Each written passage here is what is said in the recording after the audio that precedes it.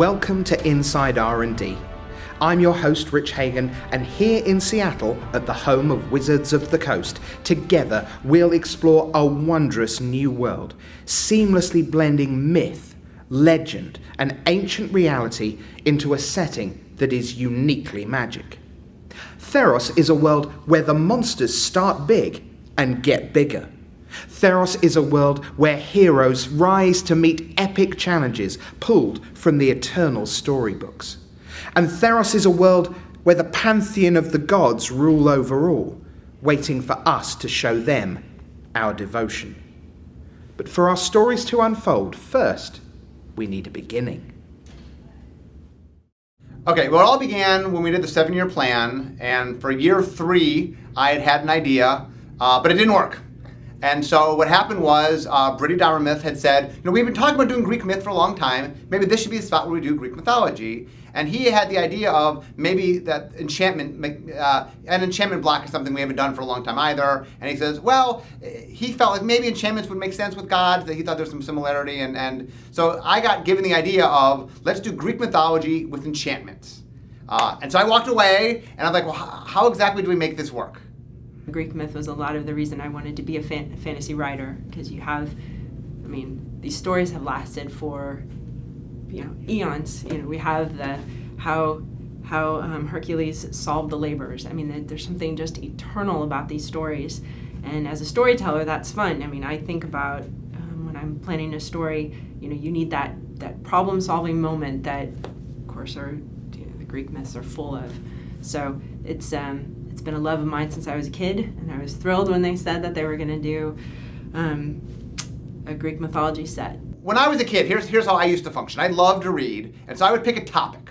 It would be space and the planets, or it'd be writing in codes, or it'd be Native Americans, or something. I'd pick a topic, and then I would just learn everything I could about that topic.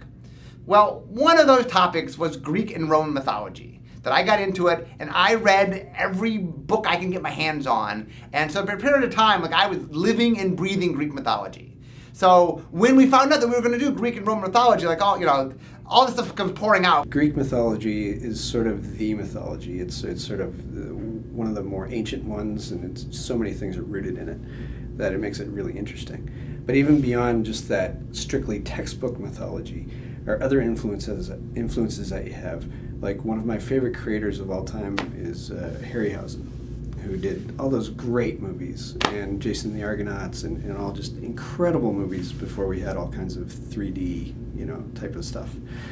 And those definitely were an inspiration for a lot of the things that we did. Greek mythology has been something I've always been interested in. I took a class in mythology early on in high school, and read a lot of comic books with a mythological bent. I read Sandman by Neil Gaiman, I read Bacchus by Eddie Campbell, and I always wanted a Greek mythology themed magic set, especially after Innistrad came out. It was very much like, wow, they can really hit a genre very hard and do a top-down set. I would love to see a mythological set like that. One of the things that Magic started to do more of is what we call top-down design, where we take a real-world source and then we use it as inspiration to make a magic world. So one of the things I explain to people is, we're not just copying what it is. When we did Innistrad, it wasn't just like, here is Gothic horror as you know it. And when we do Greek mythology, it's not just here's exactly Greek mythology.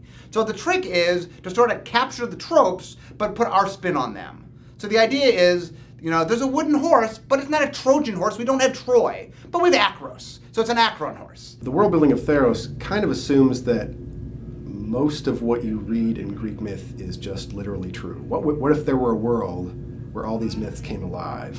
What if the gods were actual beings that just you could see on a day-to-day basis? What if all these mystical creatures literally were attacking your polis from time to time? There is a sense that Theros has a past, and that people think about stories from long ago. But in most cases, most of those stories are literally true. You could actually go out and find the actual Hydra and fight it. A top-down card design is when you take a specific concept and try to express it mechanically. So, I want to do a top-down Hydra. I need to have a creature that can have multiple heads that's represented mechanically. We like to use +1/+1 counters a lot for that. And when they get cut off, they need to grow back. So the classic top-down Hydra, I think, is Protean Hydra from Magic 2010, where instead of taking damage, you remove counters from it, but then it grows twice as many counters back. We've talked about doing Greek mythology for years. I mean, years and years and years and years. And the reason we shied away from it for so long was we were afraid that too much of magic was Greek mythology. I mean, so much of what Richard built the game on was built on, the essence of Greek mythology, and that all the different creatures from Greek mythology pretty much show up in Magic at some point. And so we were kind of concerned, well, how is this different? Magic has centaurs and griffins and cyclops and satyrs and minotaurs and on and on and on. Like all those things show up. But what we learned during Innistrad actually was almost everything we used in Innistrad, Magic actually had done before. But when you put them all together and like it's just those things, it had a very distinctive feel. So one of the issues that we have with Theros is that people have expectations based on what they know about Greek mythology. And we're certainly not trying to represent the Greek myths precisely. Like people aren't going to be able to, to find their exact story. I was the lead conceptor for Theros, and so I did all the art descriptions. And one of the ways, rather than trying to, accurately rep King Midas isn't in this set, but he was one that came up. It's sort of like, we're not going to have a card called King Midas, or we're not going to have a card called Orpheus. But we can allude to those things that people know, say the card Rescue from the Underworld. It gives a sense of Orpheus. It gives a sense of the people will remember that story, and it'll be kind of a point of familiarity without trying to literally represent the myths. You have to understand, in the Renaissance, there was a giant resurgence of sort of mimicking Greek artwork. So I think what people expect when they see a Greek statue is actually a Renaissance statue, which is a colorless white marble statue. But in actual fact, the ancient Greeks had very colorful statues. They were very brightly colored. So we try to mix somewhere in between that, where you'll see a lot of our architecture has some bright colors mixed into it, but it also keeps that white marble look. Here was the challenge before me. The challenge was, we want to do Greek mythology. Top-down Greek mythology. A world inspired by Greek mythology.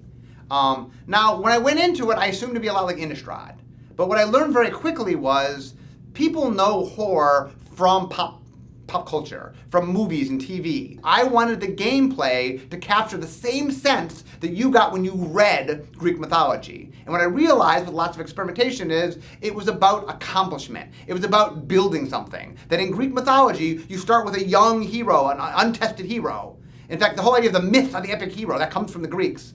And that you want to get him tested, and he gets help from the gods, and he's fighting against monsters, but he goes from being this lowly guy to being this mighty hero. And I wanted you to play the game and have that experience. What is Theros? Theros is a land where myth is made real, where the things that make a hero are in the forefront. Fantastical monsters roam the lands. The gods, with their whims and their jealousies, are meddling in the lives of mortals. It's a place where incredible stories happen, where heroes who are great become even greater, and monsters threaten to destroy human civilization. Heliod, god of the sun. Thassa, god of the sea. Erebos, god of the dead. Perforos, god of the forge. Nylea, god of the hunt. Together, these 5 deities cast their immortal shadows over the creatures and peoples of Theros. Let's find out how R&D brought gods to magic. When I first sat down, I figured out real early on that we needed to have gods. That if we're going to do Greek mythology, it's not Greek mythology if the gods aren't there. The gods were like the core of Greek mythology. So I said, okay, well, if the gods are the core of Greek mythology, what is the core of magic? And that's very easy. I talk about it all the time. The color wheel is the core of magic. So I said, okay, the core of Greek mythology is the gods. The core of magic is the color wheel. Ooh, wait. Of course, the core of our gods has to be the color wheel. Just coming off the Tales of Return to Ravnica, there's lots of gold everywhere. Gold world, everything's gold. Play lots of colors is the theme. when we need to shift gears, we need something else to push you in a different direction. That's why Heliod and all the gods, they reward you for staying just their color so that you have a reason to do something besides play a super greedy multicolored deck. And we feel it's great to shift the gears for the new set to come in and change what decks people are building. Now, originally, by the way design made them is the gods went to Nyx. We had a brand new zone. You got a command zone. You got the exile zone, the Nyx zone, and they went to Nyx. And their enchantment effect would affect the game, but they weren't even there. They were off in Nyx. And then if you showed devotion to them, then they'd come into play. They'd come to the battlefield. And development rightfully said, like, well, I don't know, we need an entire zone. But they kept the essence of what we wanted, which is that the gods kind of, the presence is felt, but in order to get the, the mortal-ish, or, the physical part of the guy, to actually turn them into a creature, you kind of gotta, you gotta make them feel good, because that's how the Greek gods were. Normally when we're trying to, like, this card's a little too good, we don't want, like, all the colors to play it, like, let's, instead of it being 2 colorless mana and a single black mana, we might, like, make it 1 colorless mana and 2 black mana, and that, normally when we do that, we're making the card worse, or, it's going to show into less decks, it's going to be harder to cast. Sometimes you won't cast it in that sense, it's worse. In this case, if we were to make that change, we were, in many cases, making cards better, so it changed a lot of development paradigms where by making cards harder to cast, they actually could just become strictly more powerful cards in this setting. One of the biggest tasks was to go through and design after design after design, try and figure out what made this god unique, what kind of thing made them actually appear supernatural. That was very hard to do, and I think it translated from the concepts, and then it was also pushed harder in the final art, I think, which is oftentimes done by, like, if you take a low angle, like an upshot at a god, and you also show the environment that they're in and that they're 500 times bigger than you are. Like, they're the size of a mountain and they're smashing it. Then that's the kind of thing that we'd use to get across this feeling of, like, huge supernatural power.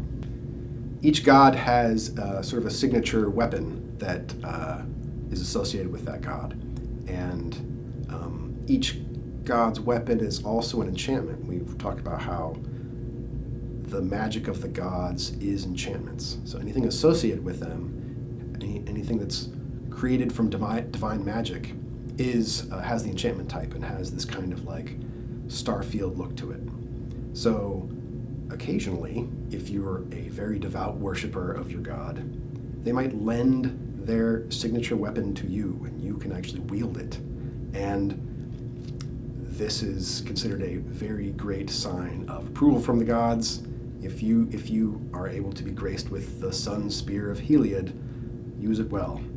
Heliod is one god where, in many cases, we were trying to match up the abilities of the god as well as the associated weapon of that god in many ways. So, in part, that was one of the pieces that comes together if you're trying to analyze why each god has which powers. Like, Heliod can create a bunch of cleric tokens, and what's good with a bunch of little tokens? An anthem effect, which is what we have, where his weapon is giving all of your creatures +1/+1. Thassa is the god of the sea.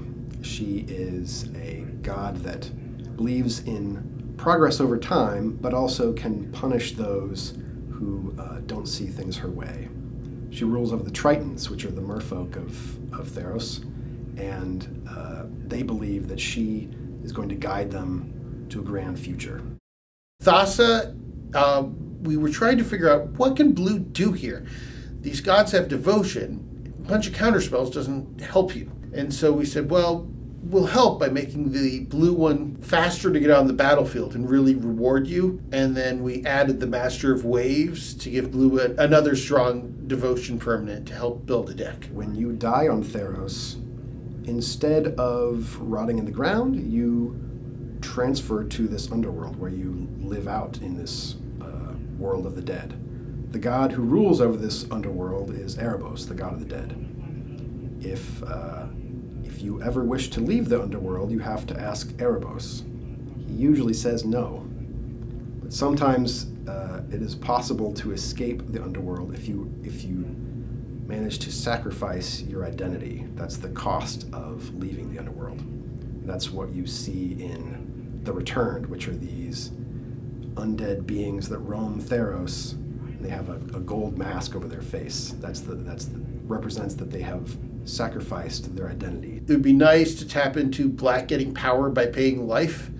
We decided what would be cool was to make Erebos' whip play really well with him by giving your creatures lifelink, so that your creatures would add to your devotion, the lifelink would give you your life back, and then you could spend the life that you've earned to draw more cards. Theros has one god for each color, but not in every case are we seeing the most obvious side of that color represented in that god. Perforos, we wanted to make sure that he would bring out a different side of red that we don't often see. Red is the color of passion, the color of art and creativity and inspiration. So Perforos's God of the Forge was really, we were trying to tie into the fact that like he master of both sort of fire and earth, and that's just simply captured in terms of like whenever a creature enters a battlefield, it can do 2 damage to your opponent. We tried to tie this into being something that he could really take advantage of with his hammer. The hammer is putting 3/3 golem creatures into play. When each of those come into play, they can be dealing damage to your opponent. He also just has we wanted to give him sort of a more general exciting effect of giving all of your creatures an attack bonus we figure a lot of people are going to want to put this sort of strategy into an aggressive attacking deck with lots of small creatures, and with those small creatures just giving ways to pump them each turn is an exciting payoff for those style of decks. Nylea is god of the hunt. She is the classic hunter archetype from Greek myth. She is she ranges over the forest, and what she declares as her prey is hers. You worship her if you wish to have skill in the hunt as well, but you might actually run into her hunting alongside you, in which case, don't take her quarry. The green god, Nylea, is strong because the creatures that tap for mana also give you devotion, so she's the easiest one to get in there in battle and attack. And the hard part was making her bow. A bow sounds like it should be killing things, but green is the color that's least likely to just be eliminating creatures. And Aaron Forsyth came up with this idea of the 4 seasons. So the 4 seasons, if you look, you can figure out which ability is which. It's pretty interesting. Nylea gives all your attacking creatures trample. Her bow gives all your attacking creatures death touch, which is cute. It also has this kind of crazy interaction where it means you only need to deal 1 damage to the blocker because of death touch, and the rest can trample over, and it's a very powerful synergy that we sometimes avoid because it's a little confusing. But here, you've got a god who's a mythic, and you've got a weapon that's rare, and it's a really exciting combination. When design has signed you up for a cycle of mythic rare indestructible enchantments, that's a scary thing. Black and red can barely touch enchantments as it is. If someone shows up with naturalizes or disenchants, they're not getting rid of your god. So we had to be very careful about what we did with those. I'm very happy with where we ended up, but we went through a lot of iterations, and that's probably the single scariest thing in the set for me still at this point, is if something goes wrong and one of those gods is better than we meant, we're going to have an indestructible enchantment running around. Those are not easy to deal with. So I hope those work. I think they will, but I really hope they work. The gods extend their influence over every part of the world, but for the mortals on Theros, there's a lot more to worry about than the whims of their chosen deities. In part 2 of our journey, we'll see how R&D turned Theros into a living, breathing world, packed full of staggering monsters, myth and legend made real, and heroes ready to answer the call.